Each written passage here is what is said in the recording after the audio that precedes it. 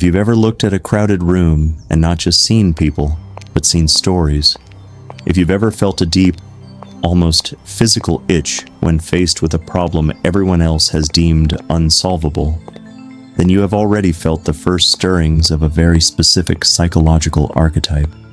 You have felt the call to become a Sherlock Holmes. This is not about a career choice. It is not about a hobby. It is about a fundamental cognitive orientation towards the world, a relentless drive to transform the chaotic noise of existence into a symphony of clear, logical, and solvable patterns. This desire is the hallmark of a mind that finds the ordinary world intolerably vague and is psychologically compelled to seek a higher, sharper resolution of reality. Let's be brutally honest about what this desire truly represents. You don't just want to be smart or observant, you want the power that Sherlock Holmes embodies. In a world that often makes you feel like a passive participant, buffeted by random events and other people's hidden agendas, you crave ultimate agency. You crave control.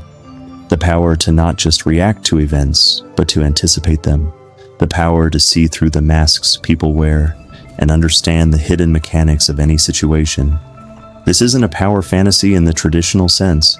It is a deep-seated psychological need for cognitive control as an antidote to the anxiety of uncertainty and the helplessness of ambiguity.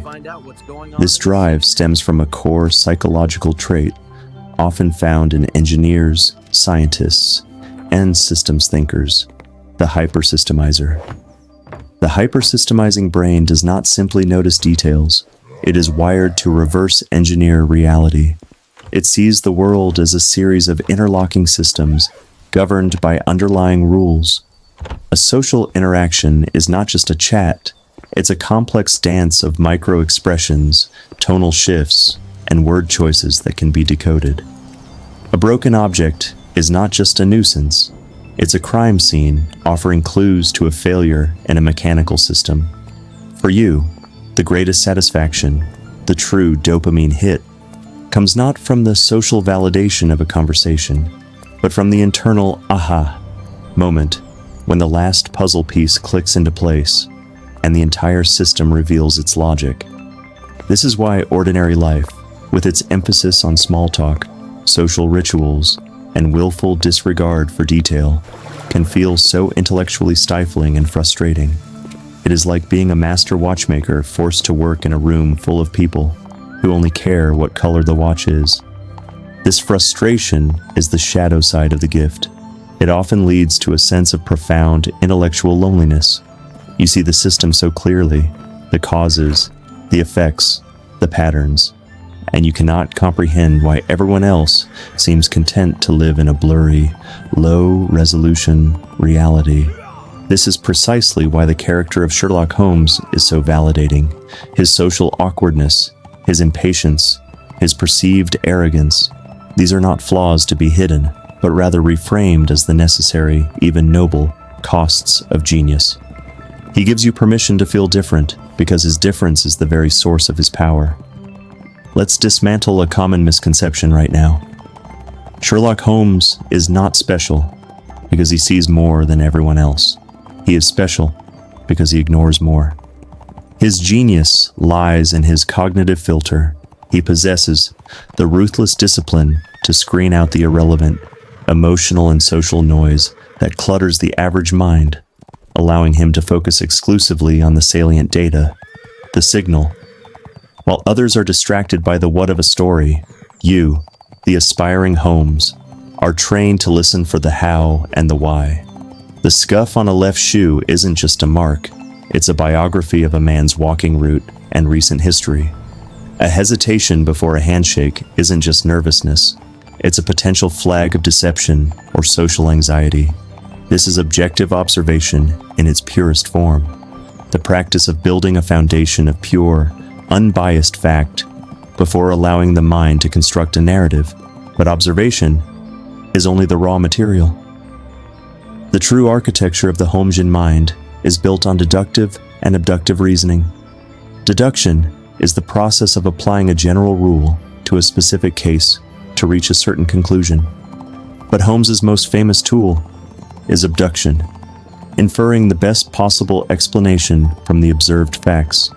His famous maxim, "When you have eliminated the impossible, whatever remains, however improbable, must be the truth," is the ultimate statement of abductive reasoning.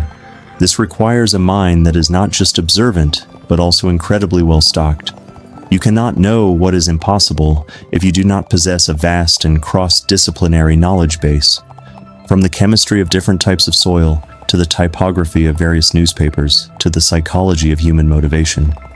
This makes the aspiring Holmes a perpetual student, driven by an insatiable curiosity to constantly expand their mental library, not for the sake of trivia, but for the power to recognize possibilities and impossibilities that are invisible to others. This brings us to the most famous tool in the arsenal, the Mind Palace. And here is a critical truth bomb.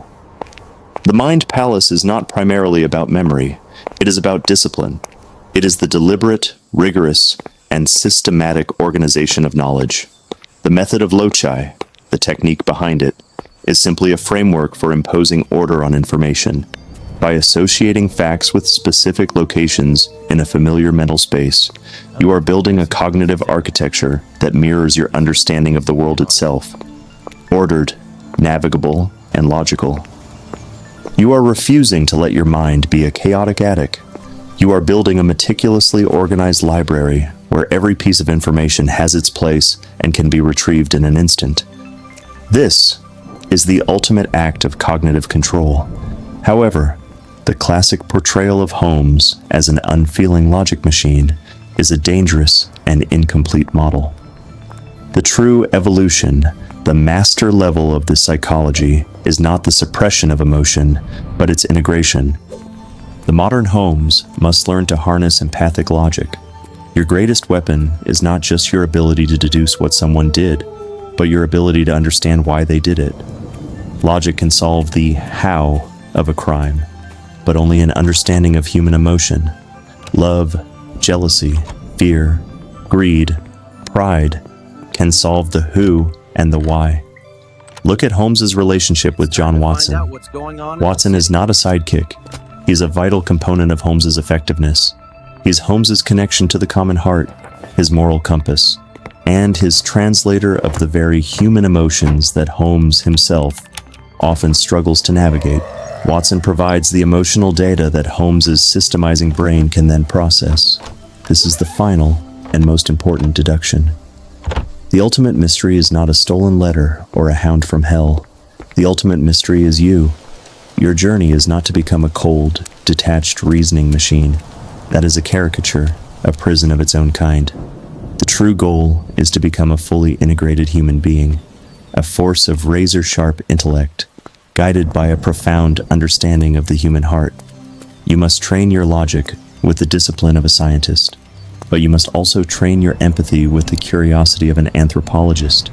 You must learn to read a micro-expression of guilt as easily as you analyze a footprint.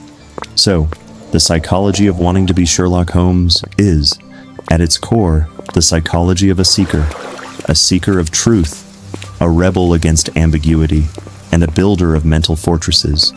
It is a noble and powerful aspiration. Embrace your inner systemizer.